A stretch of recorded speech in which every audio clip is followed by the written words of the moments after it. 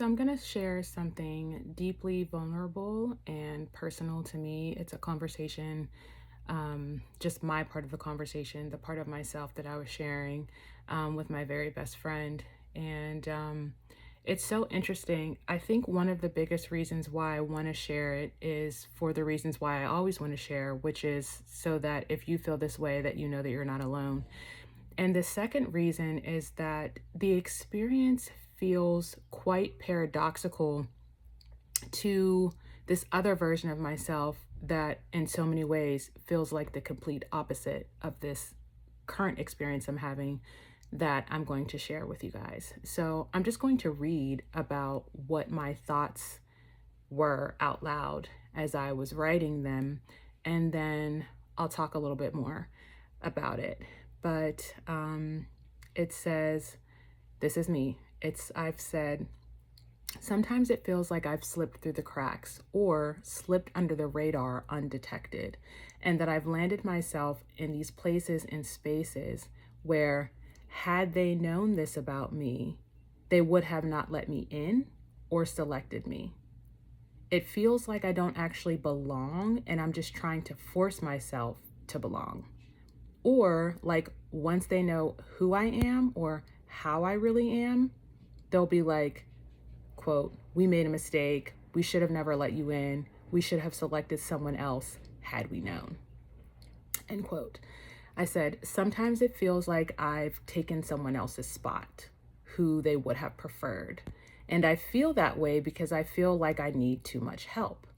And like they don't want someone that can't help themselves. But the truth is, I can't fully help myself. I do need help. But I feel like the more that I show that, the weaker I look. And the more I look like I don't belong in the circles that I am in. This is all really big and heavy and new that I'm processing right now in real time. By the way, I've never articulated this before until right now in this moment. This is me reading my thoughts from not that long ago. And it says, sometimes I feel like I'm just a really good actor and got cast in a part that I'm way over my head for. Like that I'm cast way in over my head for. And I didn't know I was acting at the time, but I said all of the right stuff and I told them I could deliver. And here I am struggling and not delivering. I'm not living up to the expectations of the person that I told them I was. I need way more help at this place and age of my life right now than I ever imagined that I would at this place and age of my life. And I feel like I've worked hard to accept that for myself.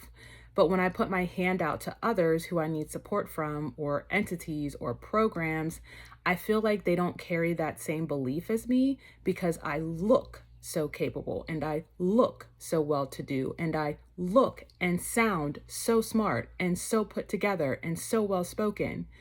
But those are the exact people or programs or entities that I actually do require help and support from.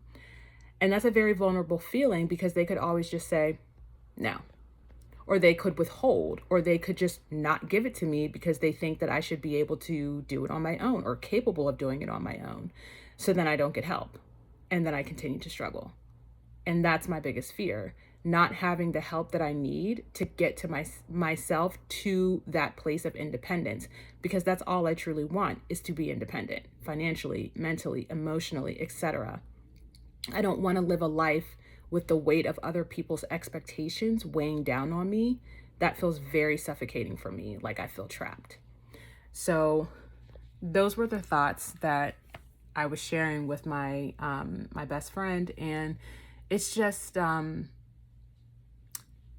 so interesting. And I know that probably the biggest part of this has to do with me not knowing that I was ADHD and autistic this whole time. But I think I just have this like fear of like, I'm going to tell you this because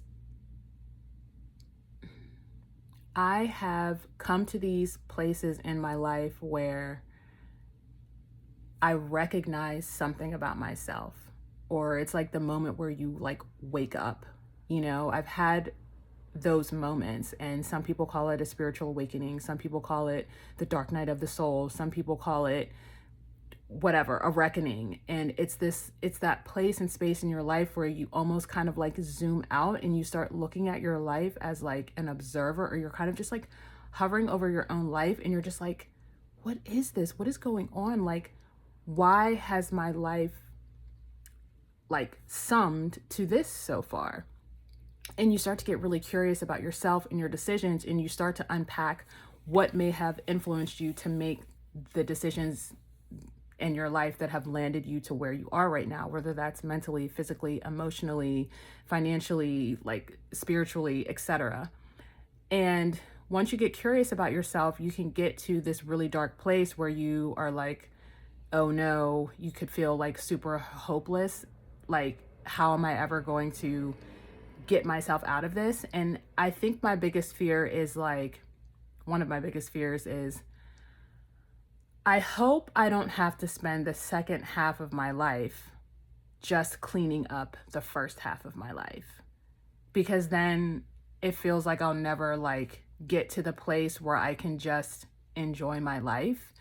And maybe that is the point, which would kind of be really sad if that was, but like maybe that's the point of having a legacy, so that you can pass on the better half of your life to your children, or, you know, like whatever, to the world, or whatever you're contributing.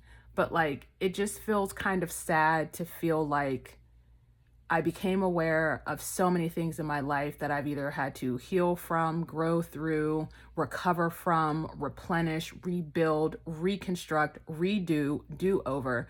And I'm like, I hope I don't spend the rest of my life recovering from the first half of my life.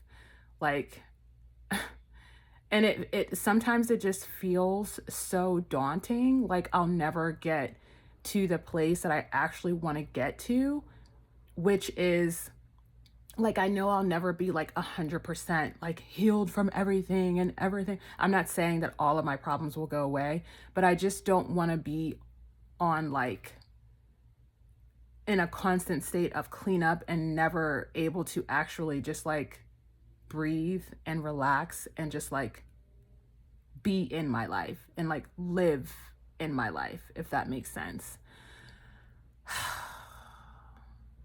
So that's something that I'm dealing with and processing right now. And it's so interesting. This is why it's so paradoxical, is because there are other times in my life where I feel like I fully belong. I'm like, I'm not worried about my sense of belonging anywhere outside of myself. Like, I am my own belonging. Like, I belong to myself. I belong anywhere I go because I belong to me. And as long as I am with me, which I always am, I always belong, or I will always belong. And it's like, it's so interesting because there are always like two versions of myself inside of myself. Like, if you're someone who has ADHD and autism, like, you are always, in a lot of ways, in contrast with yourself. There's one side of you that feels one way, and there's another side of you that always feels another way. And so that's why there are so many paradoxes in my life where it feels like